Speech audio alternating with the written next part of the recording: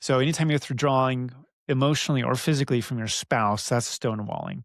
So if you have a disagreement, for example, and your spouse wants things done a certain way and you're angry that they want it done that certain way. And so instead of just continuing to talk about it, you withdraw from it and you just don't say anything to your spouse. You don't talk to them, you leave them out of things, you don't acknowledge them when you walk by. That's stonewalling. So very common behavior if you're heading towards a divorce in your marriage. So those are the four. So I'm just going to review them here real quick. So we have criticism, we have contempt, we have defensiveness, and stonewalling. So if those four are prevalent in your marriage, or any one of them are prevalent in your marriage to a high degree, it's very likely that you're heading towards divorce. And so now's the time to kind of evaluate that, to stop and say, okay, this is present in my marriage, and I can change myself. I can change my behaviors. I may not be able to change my spouse's behavior. Now, you oftentimes can through love and through kindness and through changing your own behavior. You can soften the heart of your spouse to where they want to change. And when that happens, that's a beautiful thing.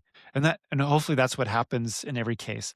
But we know that it doesn't always happen that way. But ideally, that's the way it should happen. First starts with softening your own heart and being willing to change. So these four things, criticism, contempt, defensiveness, stonewalling, if you can change in these four areas and remove them out of your life, it's very likely that you're going to have a very successful marriage and you're going to reverse things. You're going to turn on a dime and be able to pivot and point yourself away from that divorce and towards a very happy, very productive, very satisfying marriage. And a marriage that can unleash a lot of potential in um, happiness and communication, and be able to have a higher degree of love in your marriage, and also a higher degree of human intimacy, which when you really love and serve someone and these four things are absent, then human intimacy really goes to another level and it really becomes celestial. It really becomes heavenly. So those are the four right there. Now, Dr. John Gottman, he talks about these four things as being the negatives. Now, he also talks about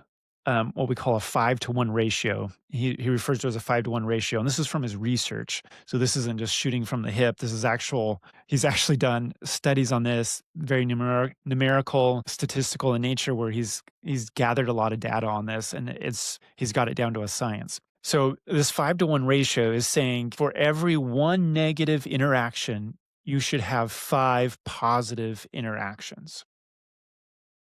So the 5-to-1 ratio, I'll repeat it one more time. So for every 5 positive interactions, you should only have 1 negative interaction. If that is the case, it is very likely that your marriage is stable and is in a very good place. If you're much higher than that, on the negative side, your marriage is in danger of being unstable and eventually maybe heading towards divorce.